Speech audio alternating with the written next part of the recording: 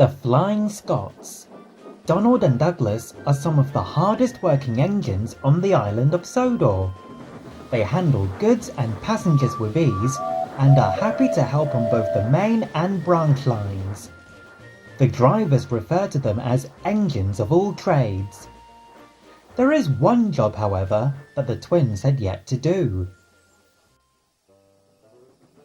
Gordon is most proud of the express.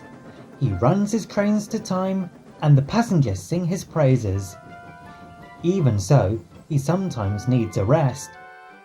The Fat Controller decided it was time for him to have another. It didn't take long for Henry and James to begin boasting. "Whoever will pull the express, I wonder?" James smirked in the shed that night.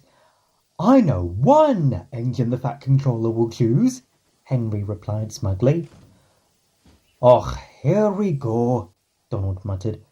"No sleep for us tonight," chuckled Douglas. "Pah!" snorted Henry. "You're just jealous. You two are only goods engines." "We're mixed traffic, same as ye, if ye recall," Donald replied. "Some of us are better suited for importing trains than others," James sneered. "That's why you two take trucks." "We only take trucks because of the fuss you lot make about them," laughed Douglas. "We'd treat the express like any other train. A job to be done, and done well." "Very well said, Douglas," yawned Gordon.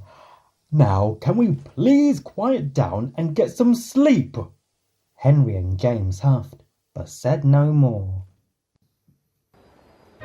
"Those two could certainly do with having their wheels trimmed," Gordon grumbled to the twins next morning.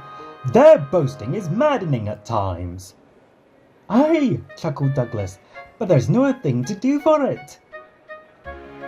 "If you two took the express," Gordon replied, "it would certainly knock some sense into them." "If the Fat Controller asks us to, we will," smiled Douglas. "For now, we've got trucks to sort."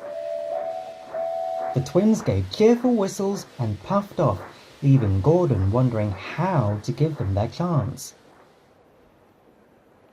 James and Henry were being readied for the day's work. Nearby, Donald and Douglas were shunting trucks for their morning trains. "Ah, yes," James smirked. "You won't see express engines shunting dirty trucks." "Indeed," laughed Henry. "It wouldn't do for us to look shabby for the passengers."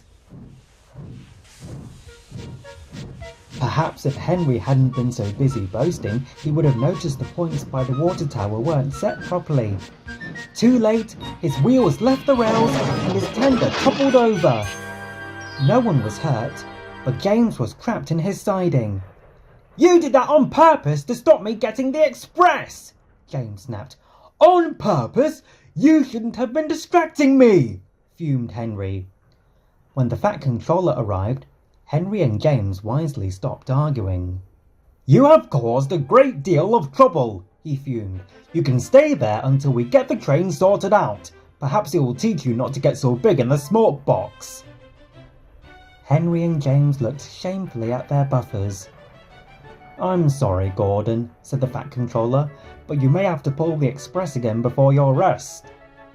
"If I may, sir," smiled Gordon, "why not let Donald and Douglas take the express? I'm sure Edward, Duck and I can handle the other work." Duck and Edward were quick to agree, and the Fat Controller pondered. "Well, you two," he said, turning to the twins, "what do you say?"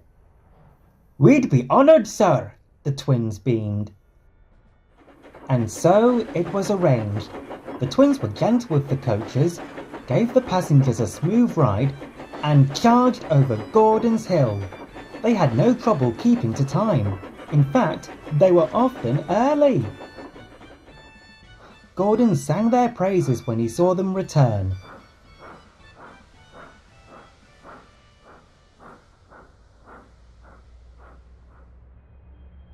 "You two look splendid flying along the line.